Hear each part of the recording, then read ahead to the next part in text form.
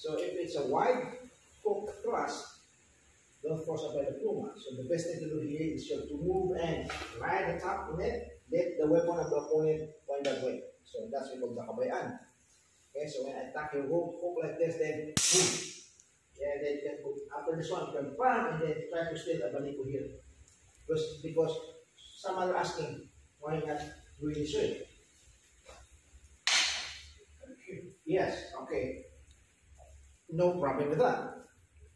But if the opponent knows how to defend, hook, then you can use the here and counter. So this side is unexpected. Because usually here, the habits go here. But if you do this way, other side, that's expected. So if you try to do the far right as the counter defense now, it becomes a banana, so more safe.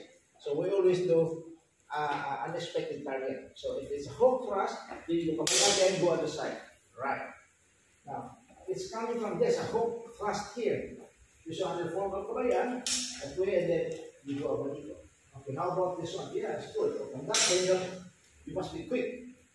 But if he knows how to defend the play, then you can do the pavilion again. That's the counter. So that's why we always go with that unexpected. Here, yeah, boom. Right. So that's for that kind of defense against a hook thrust. Yeah. Against a wide hook thrust. So you have to, again, don't just look up slowly. So you have to slice away from the tip. Yes. Yeah. Because without the footwork, if just only stationary here, still dangerous to come in. So you have to make it more safe by analyzing the top. Make my tip point here. Okay. So that's for a wide hook thrust here. Right. Now, if the attack is straight to the shoulder here,